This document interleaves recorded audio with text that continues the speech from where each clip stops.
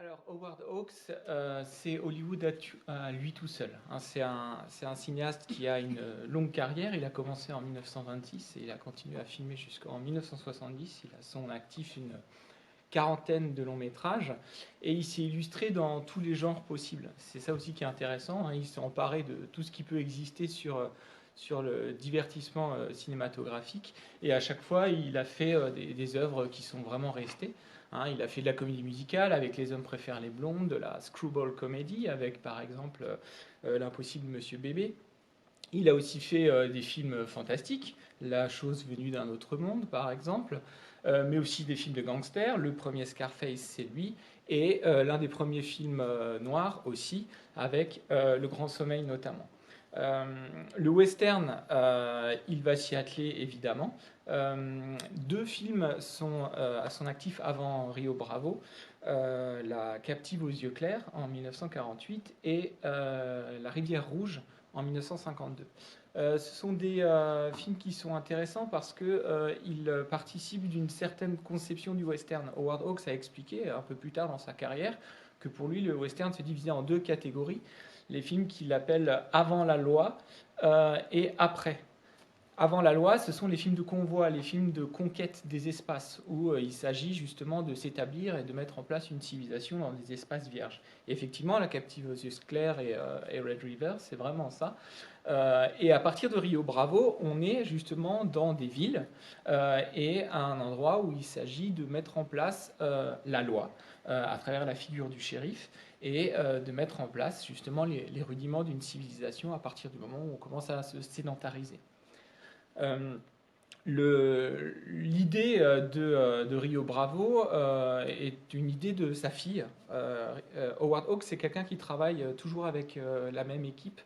Et à l'écriture du scénario, on va trouver Lee Brackett notamment, qui est une scénariste avec laquelle il a déjà travaillé, qui a travaillé notamment en partenariat avec Faulkner sur Le Grand Sommeil.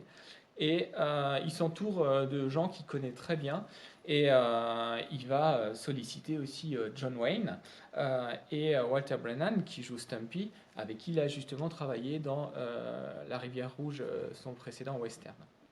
Donc le travail se fait assez rapidement et le casting va être complété. Au départ, il sollicite Montgomery Clift, qui a déjà joué dans La Rivière Rouge avec John Wayne et Walter Brennan. Mais Montgomery Clift décline parce qu'il ne s'est pas senti très à l'aise avec les deux autres qui sont des républicains affirmés, tandis que Montgomery Clift, lui, est d'une mouvance un peu plus progressiste, hein. C'est un acteur notamment bisexuel qui est assez de gauche d'une certaine façon et qui se sent pas tellement à l'aise avec ces deux acteurs. Donc Hawks ouvre un nouveau casting. Et Dean Martin, donc le personnage de Dude, qui est donc un chanteur crooner assez connu à l'époque, qui a fait quelques films, notamment avec Jerry Lewis, mais dans lesquels il y a toujours un rôle qui ne le met pas trop en valeur, et a très envie de jouer dans ce film pour montrer un petit peu justement qu'il a un répertoire un petit peu plus large et qu'il peut avoir des rôles un peu plus dramatiques. Et le jour de l'audition, il se présente avec un quart d'heure de retard, ce que Howard Hawks ne manque pas de lui faire remarquer, avant qu'il comprenne qu'en réalité, il se produisait à Las Vegas la veille au soir et qu'il a sauté dans un avion pour pouvoir tout de suite être à l'audition, ce qui témoigne évidemment de sa forte motivation. Il va réussir l'audition et reste un autre rôle qui va être imposé par Warner en fait, et qui est celui qui va être donné à Ricky Nelson. Ricky Nelson à l'époque, c'est un chanteur qui a quelques tubes à son actif qui marchent très bien, mais qui est tout sauf un acteur. Elvis Presley avait été pressenti à un moment, mais comme d'habitude, Elvis Presley est beaucoup trop cher puisque le colonel demande des cachets absolument exorbitants. Et la Warner sent un bon coup avec Ricky Nelson dans la mesure où ça va permettre de faire venir un public plus jeune, plus féminin, et donc de diversifier un petit peu l'audience. Hawks n'est pas tellement convaincu au départ par Ricky Nelson. Il va réduire considérablement le nombre de répliques du personnage parce qu'il sent qu'il ne va pas être forcément très à l'aise au niveau du jeu. Mais la prestation va être assez convaincante. Et sur contrat, Dean Martin et Ricky Nelson ont une chanson à placer, comme on peut le voir, hein, dans le film. Et ça contribuera aussi à élargir un petit peu le répertoire. En ce qui concerne le rôle féminin, Angie Dickinson, elle en est à son premier grand rôle et elle est extrêmement impressionnée. Alors, elle a 22 ans dans le film, elle a 26 ans en réalité. Elle se retrouve donc à jouer un couple avec John Wayne, qui est déjà évidemment un monstre sacré, qui a à peu près le double de son âge puisqu'il a 51 ans.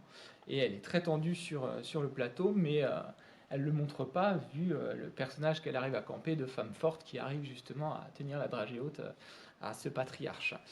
Euh, le tournage se passe de manière extrêmement efficace. Howard Hawks, c'est vraiment voilà, le bon ouvrier d'Hollywood. Il sait exactement comment ça fonctionne, il a ses méthodes et il est connu pour réussir la plupart du temps ses prises en une seule prise et les enchaîner comme ça de manière extrêmement efficace. On est dans une ambiance presque familiale, tout le monde se connaît, les collaborateurs avec lesquels il travaille sont des gens qui voient dans sa vie privée. Et c'est ce qui explique aussi une grande partie de l'atmosphère qui règne dans le film, où on a vraiment le sentiment de voir des gens extrêmement spontanés entre eux. Et c'est une ambiance qui régnait réellement en fait sur le plateau. Et que Hawks retrouvera dans un grand nombre de ses tournages futurs. Le film donc sort en 1959. C'est un certain succès. Il fait plus de 5 millions de dollars de chiffre d'affaires, ce qui est un bon score. C'est le deuxième meilleur score de la carrière de Hawks.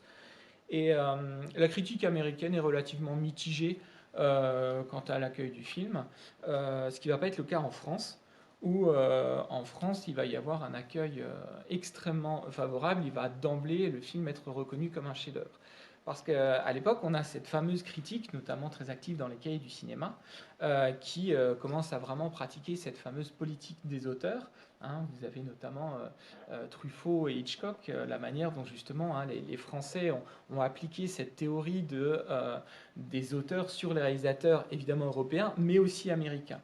Et pour montrer que, selon eux, on ne doit pas les considérer simplement comme justement ces employés de l'usine à rêve, mais comme des gens qui ont une patte, qui ont quelque chose qu'ils apportent. Ils ne sont pas simplement ceux qui se contentent de tourner. Ils ont quelque chose dans leur esthétique qui est un plus et que la critique française va se plaire à analyser et à décortiquer. Il n'empêche que sur la longueur, le film aux États-Unis même va devenir assez culte, notamment justement par la réputation que certains cinéastes de renom vont donner au film. C'est le cas de, par exemple, Peter Bogdanovich, qui dit énormément de bien de ce film, de John Carpenter aussi, qui va tourner Assaut en 1976, qui est un film qui est directement inspiré de Rio Bravo. Rio Bravo a inspiré une forme de sous-genre qui est le film de réclusion, où vous avez des personnages qui sont enfermés dans un lieu clos et encerclés par des antagonistes. On retrouvera plusieurs déclinaisons, et Assaut, c'est exactement ça, dans un commissariat avec un personnage évidemment dont les complices encerclent et fusillent toute une nuit durant tout le lieu. Carpenter ira jusqu'à prendre un pseudonyme, c'est lui qui assure le montage de son film, et au générique, le montage est de John T. Chance, donc le nom du personnage de John Wayne dans Rio Bravo, pour vraiment marquer l'hommage. Hawks a un rapport particulier à ce film. Il apprécie beaucoup tout ce qui s'y joue et tout ce que l'écriture du film a pu générer. Et il va lui donner deux formes de prolongement. Ce sont ces deux derniers films, en 1967 et en 1970, qui sont vraiment des espèces de travaux qui reprennent à peu près les mêmes idées, avec des échos. Le premier, ce sera Eldorado, avec John Wayne de nouveau. John Wayne qui est un tueur qui va venir, un tueur indépendant qui va venir en aide à un shérif alcoolique. Donc vous voyez qu'on retrouve vraiment les mêmes idées, joué cette fois par Robert Mitchum. Et le dernier est Rio Lobo, toujours avec John Wayne, et qui reprend aussi des séquences qu'on a pu voir. Avec aussi des échos inversés, puisque le troisième, jeune Laronde, qui vient rejoindre le couple de shérifs alcooliques et puis de personnages forts, le petit jeune, c'est James Caan dans Eldorado, mais cette fois, c'est quelqu'un qui est absolument terrible et qui ne sait absolument pas viser juste. Donc vous voyez que là, on joue un peu sur la variation par rapport au personnage d'Eldorado, de Colorado, pardon. Donc le film, je vous le disais, hein, c'est le classicisme dans toute sa splendeur. Et ce qui est très intéressant, c'est justement le rapport qu'il a euh, concernant la place qu'il occupe dans l'histoire du cinéma. Et notamment la manière dont la critique française l'a considéré dès le départ. C'est problématique parce que c'est un film qui, en réalité, justement, du fait de sa simplicité, se passe de toute analyse. Très régulièrement, hein, à l'issue des projections, dans les commentaires que je fais, il s'agit de révéler certains symboles, de montrer une contextualisation qui explique certaines choses. Ici, ce n'est pas du tout nécessaire. On peut tout à fait se contenter de ce qu'on a et ne pas avoir besoin d'un décryptage pour comprendre le film, parce que c'est là vraiment le parti pris d'Howard Hawks. Howard Hawks est quelqu'un qui, justement, quand il s'empare d'un code, va le respecter. La plupart du temps, hein, quand on présente un film, on va montrer comment il va subvertir un code. C'était le cas la dernière fois quand on a parlé justement de Sergio Leone avec Le Bon, la Brute et le Truand. Hein, lui, on est justement à partir des années 60 et on commence à être dans une ère post-western où on revisite. Lui, c'est absolument pas le cas. Au contraire, il aime le code et il s'en empare et il essaye d'en faire quelque chose qui est le plus représentatif possible. C'est pareil pour tout ce qui est de la psychologisation des personnages. En 58, donc l'année avant Rio Bravo, sort l'un des premiers films d'Arthur Penn, qui s'appelle Le Gaucher, et qui est donc un film sur Billy the Kid, avec Paul Newman, c'est un excellent film, et qui est véritablement une psychanalyse du gangster, du héros de l'Ouest, avec quelqu'un qui se pose la question de ce que c'est qu'être un héros, de ce que c'est qu'être un personnage public, une célébrité, une légende, un personnage très torturé. On est aux antipodes de ce que fait Hawks dans ce film notamment, et dans la plupart de ses films en réalité. Hawks prend avec une forme de décontraction, avec une grande élégance, les thèmes qui sont propres à son genre, et il décide de les déployer avec une forme de plaisir évident qui ne va pas aller chercher ce qu'on cherche d'habitude, à savoir un plus haut sens, un symbole très fort. Et c'est en ça que c'est intéressant, parce que justement, la critique, et la critique française à plus forte raison, a écrit des bouquins entiers sur Rio Bravo. J'en ai moi-même lu pour préparer ce ciné-club, et c'était assez inintéressant, parce que justement, ça va chercher très loin. Pour la petite anecdote, j'ai lu une dissertation d'une quinzaine de pages sur un tableau qu'il y a dans la première séquence où il y a une corrida. Heureusement que j'ai lu le livre pour me... Voilà. Il y a effectivement un tableau avec une corrida. Et on a toute une symbolique extrêmement complexe de la corrida, le rapport de force, etc. Autant de choses que Hawks lui-même, hein, en lisant certaines critiques, disait « mais je n'ai absolument jamais pensé à ce genre de choses ». Donc il y a une propension justement très française à l'analyse qui n'est pas forcément pertinente. Et c'est très intéressant parce que justement ça nous permet de voir qu'une œuvre ne dit pas forcément plus que ce qu'elle exprime. Et ça, Hawks le défendait tout à fait. Et un autre, c'était John Ford, qui disait, voilà, je suis un Américain et je fais des westerns. Point. Ça se limitait à ça. Et dans ce film, on a donc cette idée d'un travail qui serait explicite. Alors, il y a une chose importante, en revanche, à connaître concernant la genèse du film, c'est que Rio Bravo est construit contre un autre film qui s'appelle High Noon, qui est Le train sifflera 3 fois de Fred Zinnemann, qui est sorti en 1952. C'est un film, très bon film, avec Gary Cooper, qui est un shérif d'une ville et qui apprend le matin de son mariage qu'à midi va arriver un gangster qui a terrorisé la ville des années auparavant. Et il veut l'attendre pour le mettre aux arrêts, et il va passer tout le film à demander de l'aide à une ville qui lui refuse son aide. Et à la fin du film, il va évidemment sauver la ville, mais de dépit et de rage, il va jeter son étoile de shérif à terre. Ce qui va scandaliser John Wayne, qui va considérer que ce film est anti-américain. John Wayne a trouvé beaucoup de choses anti-américaines, puisqu'il est, selon lui, l'Amérique dans sa plus belle incarnation. Et Howard Hawks aussi n'aime pas du tout ce film. Il dit, je ne comprends pas comment on peut considérer comme un héros un type qui court comme un poulet sans tête dans toute une ville en disant aidez-moi, aidez-moi, aidez-moi. Un vrai shérif, il y va, il fait le job. Et donc il décide de faire Rio Bravo comme étant justement l'exact inverse de ce film Le train sifflera 3 fois. Et effectivement, hein, si vous le voyez, dans tout le film, tout le monde propose en permanence son aide à John Wayne, qui la refuse. Au départ, il la refuse parce qu'il sait que les gens sont incompétents, et progressivement, il va se passer quelque chose quand même qui sera de l'ordre du travail d'équipe. J'y reviendrai un petit peu. Mais on a vraiment cette antinomie par rapport à ce film-là. Et c'est extrêmement intéressant parce qu'il y a aussi justement quelque chose qui demande à être analysé, c'est que Le train sifflera 3 fois est un film qui doit être aussi compris comme étant un film sur le macartisme et la chasse aux sorcières. Et qui est donc un film évidemment amer par rapport à l'idéologie américaine et qui forcément va faire réagir un type comme John Wayne notamment. Et c'est quelque chose aussi dans la manière dont il s'empare du western. Il y a un autre aspect qui est intéressant, c'est que certains ont qualifié Rio Bravo de western de chambre.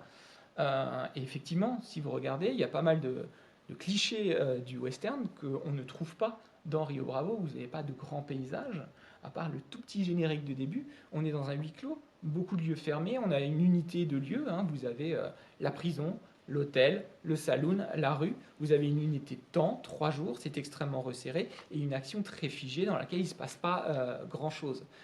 Et ça, c'est totalement assumé par Hawks, qui explique que lui, ce qui l'intéresse, ce sont les personnages. Et ça, c'est valable dans n'importe lequel de ses films. À chaque fois, lui, ce qu'il veut montrer, c'est un parcours dans lequel on va voir des personnages et voir comment ils évoluent par rapport à l'adversité, par rapport à la quête qui est la leur. Et ça explique le fait qu'il va prendre son temps et montrer des personnages et leur interaction, notamment. Et ça ressort, évidemment, sur la mise en scène elle-même. Là aussi, Howard Hawks ne fait pas partie de ces auteurs pour lesquels il est facile de pratiquer une analyse de la mise en scène, parce qu'on n'est pas dans une analyse, de procédé ostentatoire. Hawks aussi le dit, moi je filme des personnages, et donc je mets ma caméra à hauteur d'œil, et je les suis. C'est aussi simple que ça. Il est toujours dans cette idée d'efficacité, et il essaye d'effacer ses traces pour justement se mettre au service des personnes qu'il filme. Et ce qui crée une mise en scène, évidemment, presque invisible, assez discrète, et qui est évidemment tout sauf formaliste. Si vous voulez prendre l'opposé, ce sera justement Sergio Leone, qui lui est très baroque et va faire des effets extrêmement forts. Et il n'empêche que vous avez un travail qui est très construit. On peut faire des analyses très précises de la manière dont les personnages bougent dans l'espace, notamment la différence de gestuelle entre Dude et John Tietjens, bien entendu. Et certaines scènes, comme le prologue, qui est formellement extrêmement intéressant, c'est un début de cinéma muet. Vous avez 4 minutes de séquences totalement muettes qui montrent justement la déchéance totale du personnage qui part de très bas et qui va donc avoir un long chemin à parcourir pour regagner son statut de héros, si vous voulez. Et vous avez une autre scène qui montre ce principe-là, c'est lorsqu'ils poursuivent le tireur embusqué et qu'ils arrivent dans ce bar, le zoom violent qui est fait sur la bière dans laquelle goûte du sang, c'est un effet de style, de la même façon que la plongée sur le personnage qui attend et qui est en amorce par rapport à la vue sur le bar d'en bas. Eh bien, ce sont des éléments qui sont extrêmement construits. Mais la rareté, justement, de ces procédés-là les met considérablement en valeur. Donc on est vraiment dans un travail d'équilibre où la sobriété générale va pouvoir mettre en valeur des moments de bravoure, de la même façon que pour l'action, on a une récompense avec une sorte de feu d'artifice final, avec cette dynamite qui explose de partout. Donc du point de vue de l'écriture, on joue énormément avec ces éléments-là, et avec un autre principe très important qui est celui de la gestion du temps. Hawks est quelqu'un qui aime prendre son temps dans la mesure où justement il veut voir des personnages qui réellement émergent. Et ça explique la longueur de ce film pour une intrigue qui finalement ne justifie pas une telle longueur. On est à 2h20 de film pour un récit qui est extrêmement linéaire, qui n'a pas beaucoup de rebondissements. On est ce sont des gens qui attendent en gros. On est aussi dans quelque chose sur lequel la durée a de l'importance. Et Hawks joue aussi beaucoup sur les digressions.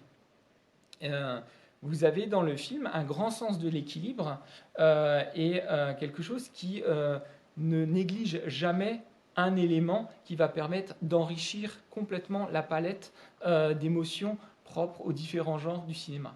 Vous avez la comédie, à travers notamment le personnage de Stumpy, qui régulièrement revient là pour relancer, pour commenter, pour dédramatiser la situation. Vous avez évidemment tout l'aspect de la romance entre le personnage de John Wayne et celui de Angie Dickinson, qui est là pour le coup très proche de ce qu'on a appelé la screwball comedy, avec ce jeu de dialogue extrêmement écrit pour le coup. Autant la mise en scène d'un point de vue visuel est discrète, autant l'écriture est tout à fait ciselée, avec un dialogue que Hawks lui-même définit comme étant un dialogue à 3 bandes. Il prend la métaphore du billard, où il explique qu'aller directement au but ne l'intéresse pas et risque d'aboutir à quelque chose de fade ou de stupide, et qu'il préfère taper dans une direction puis l'autre pour que quelque chose émerge. Et si vous regardez, effectivement, la plupart des échanges que le personnage de John Wayne a avec Angie Dickinson, mais avec aussi d'autres personnages, vous avez à chaque fois des malentendus. Le nombre de fois où John Wayne dit dans le film « ce n'est pas ce que j'ai dit », c'est révélateur. C'est-à-dire qu'il a du mal à se faire comprendre, particulièrement évidemment dans une situation qui est la seule situation qu'il ne gère pas, qui est celle du dialogue amoureux. Et la manière dont justement elle arrive à lui faire dire par exemple qu'il l'aime, la manière dont elle joue avec les sous-entendus évidemment, lorsqu'elle l'invite dans sa chambre, lorsqu'elle lui propose un tas de choses qui sont à chaque fois évidemment pour la sécurité, dans une optique évidemment de protection, etc. Tout ce jeu de sous-entendus, on est aussi dans un jeu avec le code Hays dont on a déjà parlé, vous savez, ce code de censure qui est encore en vigueur, qui le sera jusqu'en 1966, et qui finalement amuse beaucoup les réalisateurs parce qu'ils arrivent toujours quand même à dire ce qu'ils veulent, mais en passant par des détours. Et là aussi, justement, c'est cette malice d'un dialogue et d'un jeu à plusieurs bandes, si vous voulez. Et tout le film fonctionne aussi sur le principe de la digression. Le plus bel exemple, c'est évidemment ce moment chanté, où on a une réponse. Vous avez le degüello, donc cette musique mexicaine qui est une forme de menace lyrique qu'on leur donne et qui ajoute à l'espace clos. On est vraiment dans un huis clos, on ne voit même pas les ennemis. Le degüello qui est vraiment repris en permanence par Ennio Morricone dans les films de Sergio Leone, vous aurez probablement reconnu, mais cette musique-là, on la retrouve en permanence dans tous les films de Sergio Leone, composée par Morricone. Et donc cette musique, c'est aussi le moment où on décide de prendre le temps, de passer un bon moment et de faire totalement abstraction de ce qui se passe. Parce que finalement, l'un des enjeux du film, c'est de donner le sentiment, toujours grâce à cette caméra à hauteur d'œil, donner le sentiment au spectateur qu'il est avec cette compagnie-là, qu'il en fait partie, et qu'il va pouvoir passer un moment de complicité avec ces gens-là qu'on va connaître sur la longueur. Et la durée, elle a cette fonction-là aussi, de gérer quelque chose qui va être extrêmement équilibré, d'une grande élégance, et qui est à la fois un film d'action, un film sur la loi, un film avec une forme de tension, certaines scènes de suspense, de poursuite, de gunfight, etc. Mais aussi certaines scènes extrêmement théâtrales. Parfois, on est assez proche du Marivaux, dans ces échanges de personnes qui n'osent pas se dire clairement les choses, mais tout le monde a exactement compris de quoi il était question. Et donc, on aboutit à cet ensemble extrêmement complet. Et ça n'empêche pas, évidemment, qu'au-delà du simple plaisir du jeu des genres et des émotions, il y ait tout de même certaines valeurs morales qui soient évoquées. C'est le cas avec, évidemment, le parcours le plus important, c'est celui de Dude, qui part du crachoir et qui va réussir à rentrer par la porte de devant, qui va récupérer son étoile et qui est celui qui est dans cette trajectoire de rédemption. Mais si on regarde l'interaction des personnages, là aussi, on voit de nouveau la manière dont on a pris le contrepoint par rapport au train sifflera 3 fois. Je reviens juste sur la question du temps et de la lenteur. Là aussi, dans le train sifflera 3 fois, l'une des particularités du film, c'est que c'est un film qui est filmé en temps réel. C'est-à-dire que le train arrive à midi, soit 1h30 après, et le film dure 1h30, le moment avant l'arrivée du train. Donc on a cette deadline dans tous les sens du terme qui conditionne et qui crée un temps anxiogène durant lequel justement le shérif incarné par Gary Cooper n'arrive pas à obtenir de l'aide et donc il est de plus en plus désespéré à mesure que le temps passe. Autre film construit sur le même canevas, très bon film aussi, c'est 3h10 pour Yuma, où vous avez aussi un personnage qui se retrouve avec un méchant encerclé dans la ville par d'autres et qui doit le mener à un train à 3h10 qui le mettra dans le bon pénitencier. Et là aussi, on est dans un temps d'urgence, alors que le temps chez Hawks, c'est le temps qui va faire, dans une fluidité très humaine, surgir réellement des personnages. Les personnages s'emparent du temps pour s'affirmer en tant que personne. Et donc, dans cette interaction, le personnage de John Wayne est celui par lequel, justement, tout va être possible. C'est certes celui qui est seul, d'une certaine façon, et qui refuse l'aide, mais en réalité qui a une dimension très humaine et très pédagogique même par rapport au personnage. Si on regarde, il est celui qui refuse l'aide des gens et qui, lorsqu'il veut leur aide, attend que ce soit eux qui viennent lui proposer. Et à chaque fois, les gens veulent venir l'aider et ce n'est pas lui qui va leur dire ce qu'ils doivent faire, mais eux qui progressivement vont réussir. Et c'est valable dans tous les couples qu'ils forment, que ce soit avec Dude, évidemment, mais aussi avec le jeune Colorado. On est vraiment dans un récit un peu initiatique. Et évidemment aussi avec le personnage d'Angie Dickinson, à la différence près qu'avec ce personnage-là, c'est lui qui cette fois a peur et c'est lui qui doit lâcher prise. Et parce que vous avez évidemment cette potentielle menace, la femme qui charme, c'est celle qui justement va lui faire perdre la raison, on le dit clairement. Vous avez en plus le récit de Dude lui-même qui est là pour dire que, attention, danger, ça peut être celle qui fait chuter, hein, on est carrément dans un retour au Jardin d'Éden, hein, d'une certaine façon, et parce qu'il n'arrive pas à voir la possible bienveillance de cette personne. Et c'est là justement que c'est là-dessus que le film s'achève, c'est-à-dire que dans ce cinéma-là, dans cette quintessence du cinéma hollywoodien classique, il y a une volonté de montrer des personnages qui sont tous bienveillants. Certains sont plus abîmés que d'autres et doivent retrouver une certaine confiance en eux, mais tous ont une volonté qui fait qu'en interagissant les uns avec les autres, on va pouvoir créer une société qui fonctionne. Et on voit cette ambivalence, plutôt cette complémentarité des thématiques extrêmement américaines.